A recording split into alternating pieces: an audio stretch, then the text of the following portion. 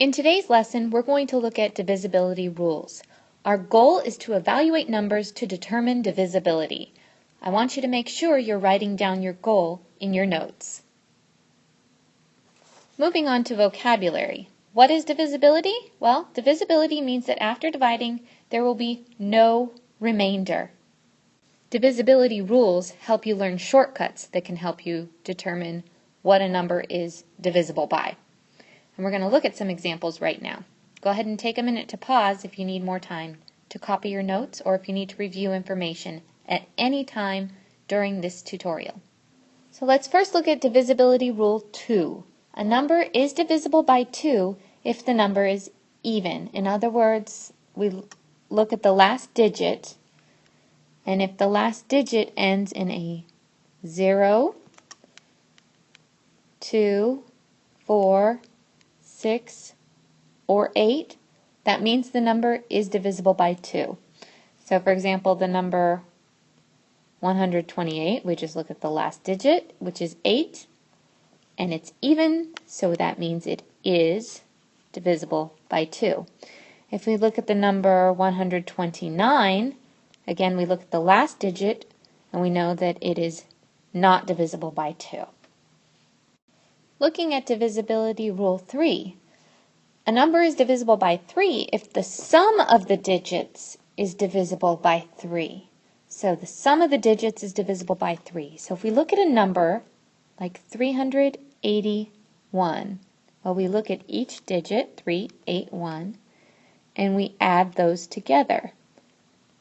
3 plus 8 plus 1 is 12, and 12 is divisible by 3. 12 divided by 3 gives us 4.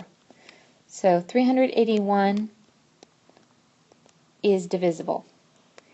Looking at another number, such as 217, well, if we add 2 plus 1 plus 7, that gives us 10, and 10 is not divisible by 3. In other words, when we divide 10 by 3, we get a number, but it has a remainder. That would give us 3 1/3 to be exact. So 217 is not divisible by 3. Divisibility rule 4, a number is divisible by 4 if the last two digits are divisible by 4. So really all you have to do is look at the last two digits of a number. So if I looked at the number 3,112, I would only have to look at the 12 and say, is 12 divisible by 4? Well, 12 divided by 4 is 3. So yes, 3,112 is divisible by 4. If I looked at another number, such as 6,019, only numbers I have to look at are 19. Is 19 divisible by 4? Well, it is not, because if I divide that, I will get a remainder. Divisibility rule 5, this one's a little bit simpler. A number is divisible by 5 if it ends in a 0 or a 5. So you only have to look at the last digit of the number and say, does it have a 0 or does it have a 5? So for example, the number 175 ends in a 5. So that is divisible by 5. The number 809 ends in a 9, which is not a 5 or a 0. So it does not. The number 160 ends in a 0. So that is also divisible by 5. So you only have to look at the last digit to see if the divisibility rule for 5 applies. Now looking at the divisibility rule for 6, a number is divisible by 6 if it is divisible by both 2 and 3. So you first have to check, is the number even? If it's not even, it's not divisible by 6.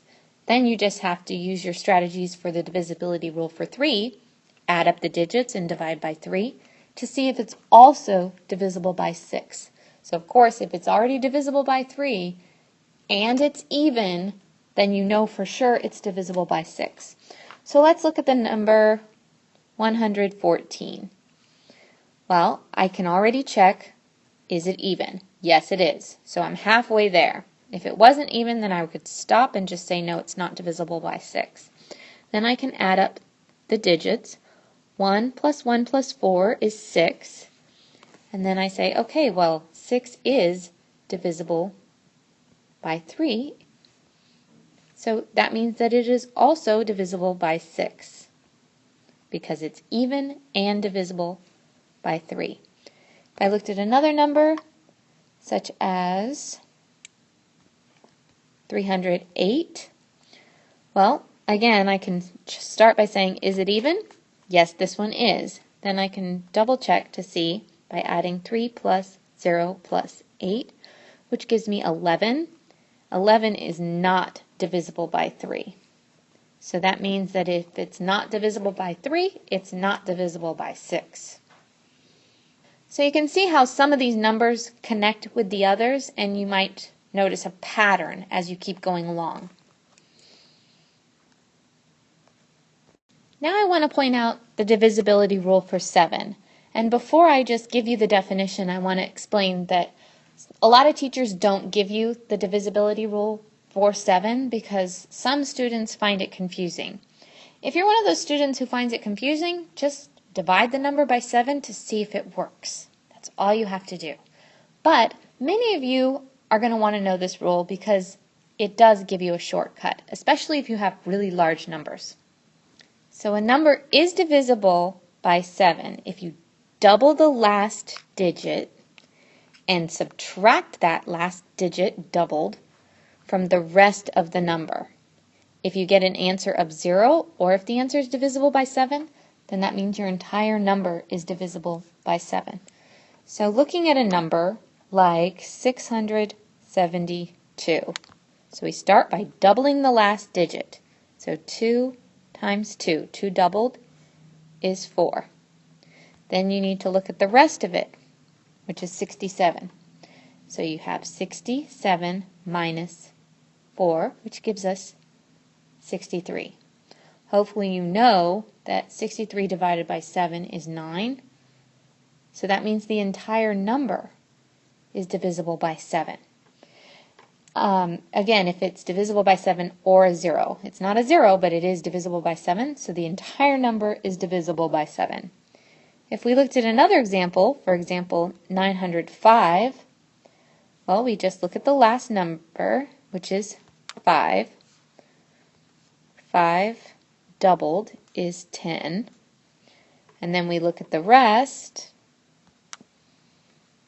90. 90 minus 10 is 80. And hopefully you know that 80 is not divisible by 7. If you don't know that by looking at these numbers, then you really need to review your math facts. Now looking at the last number, in some cases you're going to get a 0. So in this case, let's look at the number 105. Let me write my 5 a little bit neater. So if we double the 5, we get 10. 5 doubled is 10. And then we have the remainder of the number, which is 10. So we have 10 minus 10, which gives me 0. So remember, if it ends in a 0 or if it gives us a 0 or it's divisible by 7, then yes, that number is divisible by 7. And if you want, you can double check these numbers, divide, just to see if this rule makes sense to you. If not, then of course that would be one of the questions you would ask later on in your notes. So at this point, I'm going to give you some time to look at your notes and make sure that they're up to par. Now I want you to take a minute to compare your notes with mine. Again, I'm not always going to show you what your notes should look like, but at the beginning of the year, I like to make sure that students are taking really good notes because those notes are really going to help you study. So take a minute, press pause, review your notes, and make sure you have all the information that you need. Now we're going to look at the divisibility rule for 8. A number is divisible by by 8 if the last 3 digits are divisible by 8. You might have noticed there was a typo. I just fixed it for you. So a number is divisible by 8 if the last 3 digits are divisible by 8. So it's similar to your rules for 4, only instead we're looking at the last 3 digits, not the last 2, and we're dividing by 8 instead of 4. A lot of students say, well, that's a lot of numbers. Well, if you have a really large number, it still can save you time. For example, if I look at the number 109,816, it's a very large number to say, is it divisible by 8? Well, all I need to do is look at the number 816, and 816 is divisible by 8 102 times. So that means that the entire number is divisible by 8. If we looked at another number, such as 216,302, again, I only have to look at the last 3 digits, and then I divide 302 divided by 8, and I would get 37 3/4. So no, because I have a remainder, it is not divisible by 8. So this can really save you time. What happens if you have a number that is less than 3 digits? Then you just have to divide by 8 to see if it's divisible by 8. But again, this will help you, especially with very large numbers. Moving on to divisibility rule for 9. A number is divisible by 9 if the sum of its digits is divisible by 9. So again, similar to your rules for 3s, add up all the digits and divide, but instead of dividing by 3, this time you're going to divide by 9. And by the way, this is one of those rules, though, that you can apply twice, and I'll show you that in just a minute if you want to make it easier for you. So if we have a large number, like 1,629, well, if I add up each digit, 1 plus 6 plus 2 plus 9, 1 plus 6 plus 2 plus 9, that's going to give me 18. And I know that 18 is divisible by 9, but if I for some reason didn't know, if I got a much bigger number, you can apply it twice. So I can add 1 plus 8 and get 9, and then say, okay, well, is 9 divisible by 9? Yes. Another strategy people like to do is to keep doing this until they get to 9, because the sum of the digits, if you keep adding them, will eventually get to 9. So either, if it's divisible by 9. So either way will work, but I often say just get to a number where you know it's divisible by 9. That way it'll save you time. So if we looked at another number, such as, how about 2013, I could just add 2 plus 0 plus 1 plus 3, which gives me 6. And I know that 6 is not divisible by 9, because it's smaller than 9. That should be a clear indication. So this is not, and then I should make sure that I put it up here. Yes, it is divisible by 9. Finally, we're going to look at our divisibility rule for 10. A number is divisible by 10 if it ends in a 0. So this one's another pretty simple one. Of course, similar to 5s, but instead of being a 5 or a 0, we're just looking at does it end in a 0. So this is one of those that you can usually tell right away. So for example, the number 220, we look at the 0. It ends in a 0, so yes, it is divisible by 10. The number 221 ends in a 1. Does not end in a 0, so no, it is not divisible by 10. So this is one of those rules that's pretty simplistic. So we are going to end with the divisibility rule for 10, but there is a divisibility rule for 11. There's actually another one for 12. But we're going to actually stop there and save that for some exploration in class. But if you want to, you can use some of your resources to see if you can find any tips and tricks for finding divisibility rules for 11. Now I want you to take a minute to look at your notes, observe any questions, concept keys that you have, and then I'm going to give you a chance to compare it with mine. You're going to take a minute to pause the video to check your own notes, and then I want you to pause the video to check them with my notes on the next page.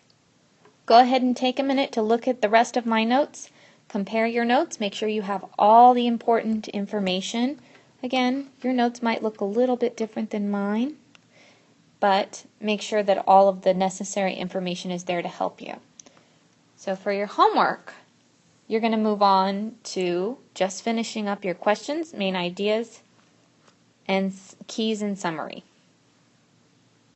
So I hope this tutorial helped you out. Make sure that you come to class with any questions or any other things you might notice. You might notice that there's also exceptions to rules. You might also notice that other rules apply to patterns for numbers. So go ahead and look at your notes. Make sure that you finish your homework so that you have time for fun and play.